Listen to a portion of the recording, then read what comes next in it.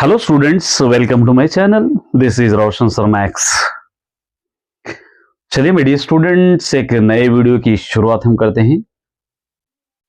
सभी स्टूडेंट्स के लिए एक इंपॉर्टेंट वीडियो है, एक क्रूशियल वीडियो है, समझिए सभी स्टूडेंट्स के लिए, क्योंकि हम सभी स्टूडेंट्स FA1 ऑलरेडी लिख चुके हैं और मैं भी FA2 भी बहुत सारे स्कूल्स में कंडक्ट किए गए हैं। अभी हमारी जो तैयारी चल रही है, SA1 की तैयारी हमारी चल रही है। तो टीचर्स में भी, स्टूडेंट्स में भी एक तरीके का कंफ्यूजन है कि सिलेबस को लेकर। जैसे आप सभी को पता है कि अक्सर एग्जाम्स अक्टूबर फर्स्ट वीक में हुआ करते थे SA1, लेकिन इस बार थोड़ा सा फॉर्मेट चेंज करके अक्टूबर 24 से कर दिया गया है। सभी डिस्ट्रिक्ट के लिए यही डेट रहेगी, मे भी एक आध दिन आगे पीछे हो सकता है। तो इन हालात में स्टूडेंट्स में भी कंफ्यूजन है, बहुत सारे टीचर्स में भी कंफ्यूजन है कि सिलेबस हमको कहां तक हमको पढ़ना चाहिए, कितना सिलेबस हमको पढ़ना चाहिए। तो इसी के बारे में ये वीडियो मैं आप बना रहा हूं कि आपका कंफ्यूजन थोड़ा सा मैं दूर कर सकूं।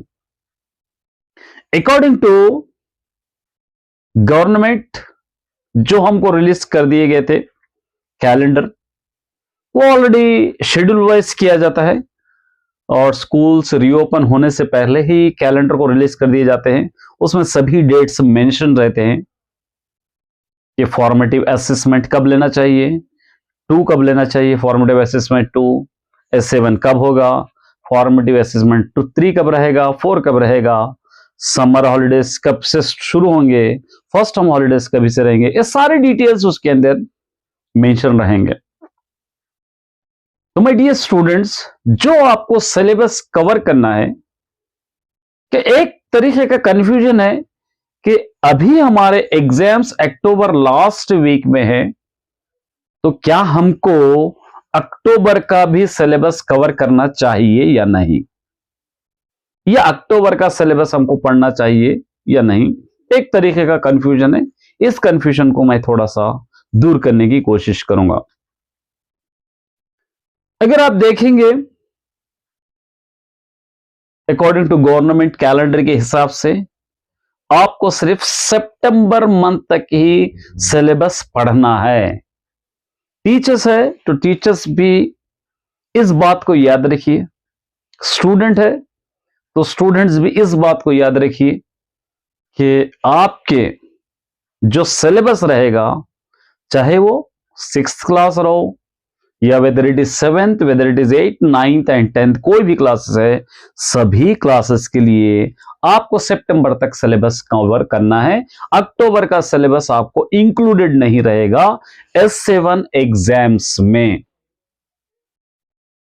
आप जानते हैं कि क्वेश्चन पेपर जब ही प्रिंट होता है, या अक्टूबर के महीने में ऐसा नहीं है, क्वेश्चन पेपर पहले ही प्रिंट होता है और क्वेश्चन पेपर प्रिंट करने के लिए एक्सपर्ट क्वेश्चंस प्रोवाइड करते हैं और उस क्वेश्चन पेपर को क्रैप करके सेलेक्ट करके एक क्वेश्चन को सिलेक्ट करके एक क्वेश्चन पेपर प्रिपेयर किया जाता है और उस क्वेश्चन पेपर में ओनली सितंबर तक ही सिलेबस आपको कवर किया जाता है। तो जून से लेकर सितंबर तक जितना भी आपका सिलेबस है, उतना अगर आप पढ़ लेंगे तो आपके लिए काफी हो जाएगा SA1 के लिए।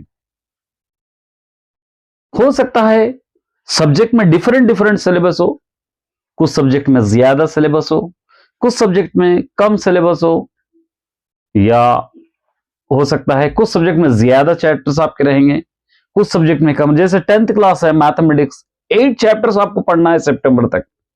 8 क्लास तेलुगु ले लीजिए, ओनली 2 लेसन है।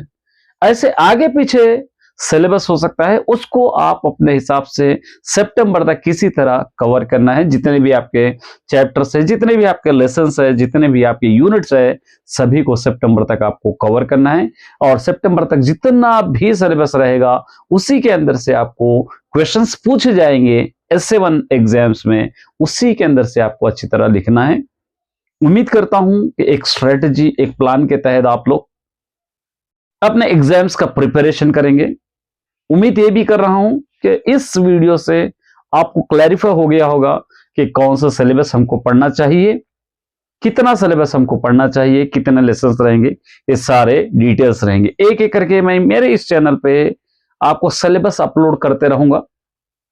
ऑलरेडी मैंने कल एक वीडियो अपलोड किया था जिसके अंदर सेकंड लैंग्वेज तेलुगु का कंप्लीटली डिटेल्स अपलोड कर दिया है।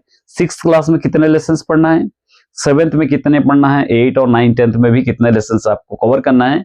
S7 एग्जाम्स के लिए मैंने ऑलरेडी डिटेल्स उसके अंदर एक्सप्लेन कर दिया है, तो उस हिसाब से अपनी स्टडीज को जारी रखिए। तो उम्मीद करता हूं कि थोड़ा सा आपको रिलैक्स हो गया होगा, थोड़ा क्लैरिफाई हो गया होगा, और इस हिसाब से अपने स्टडी बरकरार रखिए। All the best my dear.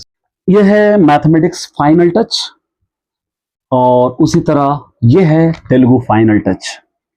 और ये दोनों बुक्स अगर आप मंगाना चाहते हैं तो दोनों बुक्स का प्राइस होगा 250 रुपीज, और अगर सेपरेट मंगाना चाहते हैं तो मैथमेटिक्स के लिए 150 और तेलुगु के लिए 100 रुपीज, 250 रुपीज आपको इस स्कैनर पे स्कैन करके, और नीचे जो व्हाट्सएप नंबर दिया गया है उस व्हाट्सएप पे स्क्रीनशॉट आपको भेज देना है।